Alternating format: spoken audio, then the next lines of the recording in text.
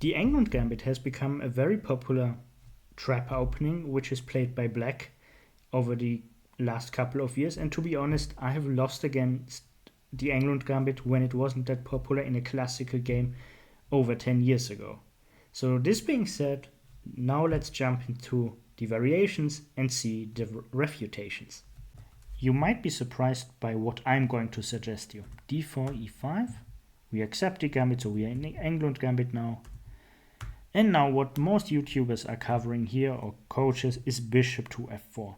But then there is this variation with queen b4, knight c3, and the queen might take on f4.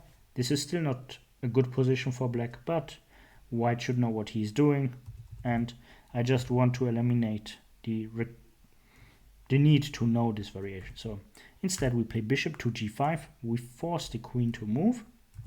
So the queen checks, and as you can see, there is no threat against the bishop on f4.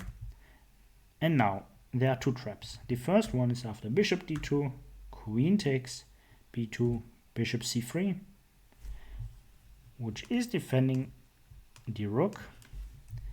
But then there is bishop b4, pinning the bishop along the diagonal against the king and threatening the rook to take with the queen. So this is not working. The second trap here is after queen d2, queen takes, b2, queen c3, there's bishop to b4, and now the queen is pinned. Also not good. So instead what I suggest you to play is knight to c3, and after queen takes b2 we just drop back with the bishop to d2. And now let's come to trap number 3.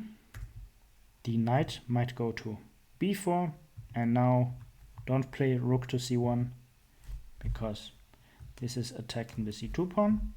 But after rook c1, maybe just knight takes a2, knight takes a2, queen takes a2, and it's not so clear. Instead, just play knight to d4 and you protect everything. Now let's go back and look at the main line here, bishop to b4. Then I suggest to play rook b1, and black might take on c3 with the queen, but this variation isn't that good because knight to d2 is forced, okay, because bishop takes c3 is check, and bishop takes e5, and now simply play normal looking moves like g3, knight f6, bishop g2, castles, castles, and white is winning. So now let's go back. And here there's an alternative to queen takes c3, it's queen a3. And then follows knight to d5, and this move is required because there might be this check on c7 and it should be covered. And now just play e4. This is again my suggestion. Knight ge7, bishop e2, and now castling, bishop takes d2, queen takes d2. The a2 pawn is taboo for black because after queen takes a2, the queen is trapped after rook a1, queen b2, and rook f2 b1. I hope you liked the video.